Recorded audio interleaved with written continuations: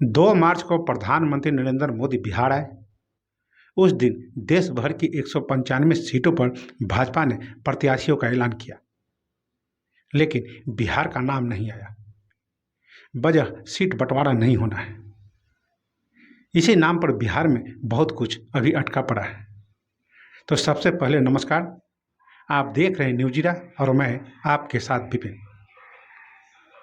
बिहार में 23 जून को जब विपक्षी एकता की बैठक मुख्यमंत्री नीतीश कुमार ने बुलाई तो उसका सीधा कहना था कि सीट शेयरिंग में देरी नहीं होनी चाहिए।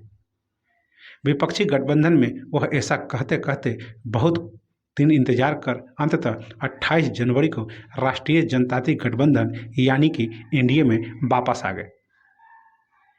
यहाँ आए भी 1 महीने से ज़्यादा वक्त गुजर चुका है और अब तो 1 हफ्ते में लोकसभा चुनाव की अधिसूचना भी जारी होने की उम्मीद है।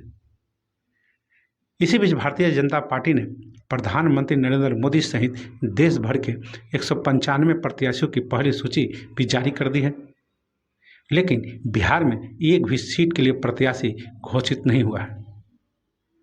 सीट बंटवारे के नाम पर बहुत कुछ अटका हुआ है।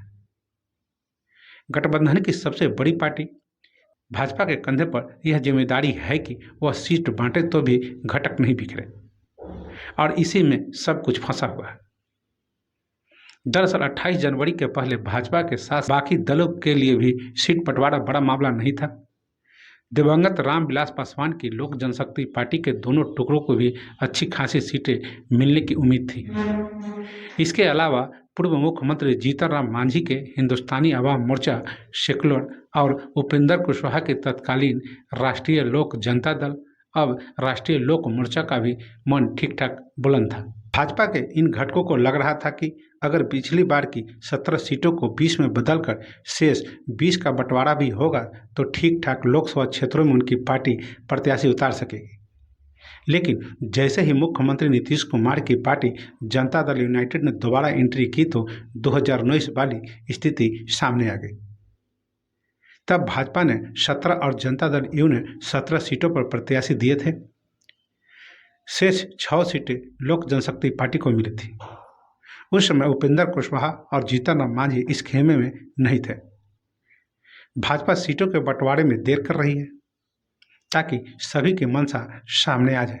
इसके साथ ही जिस तरह से कांग्रेस और राष्ट्रीय जनता दल के विधायक भाजपा की ओर मुखातिब है, उससे यह संदेश देने का प्रयास हो सकता है कि भारतीय जनता पार्टी की मजबूती और संभावना देखकर लोग यहाँ आ रहे हैं। मतलब साफ है, भाजपा से सभी का मोह है और उसके पास प्रत्याशियों का कतार लगी है। हालांकि यह भी पक्का है कि इस बार जनता दल कमजोर है और उसे 17 सीटें तो मिलने से रही। दूसरी तरफ भाजपा 17 से ज़्यादा लेने का प्रयास करे या अपने प्रत्याशियों को सहयोगी दलों के सिंबल पर उतारने का भी प्रयास करे, यह भी संभव है। जनता दल की राजग में वापसी का मतलब 40 में से 39 सीटें उसके पास है। अब उसे अगले चुनाव में 40 में 40 करने के लिए सहयोगियों को भी संतुष्ट करना है और अपने पास संख्या भी पहले के मुकाबले ठीक रखनी है। वहीं एक पॉलिटिकल एक्सपर्ट कहते हैं, भाजपा 17 सीटें तो अपने पास रखेगी ही, बाकी सीटें जनता दल यू लोजपा के दोनों गुटों कुशवाहा और मांझी की पार्टी में बांटेगी। अगर वह समझाते हुए या कुछ अंदरूनी डील कर ऐसा सजगता से कर पाती है तो फायदे में रहेगी, वरना थोड़ी परेशानी रहेगी। मौजूदा हालात में बहुत अंतर नहीं पड़ेगा, लेकिन किसी का भी अभी बिछड़ना सामने वालों को मजबूत कर सकता है और लगता है कि इसी पर सीट बंटवारा भी अटका है और इसी कारण बाकी डील भी अटकी है। तो बस अभी के लिए इतना ही। अब हमें आज्ञा दीजिए। नमस्कार।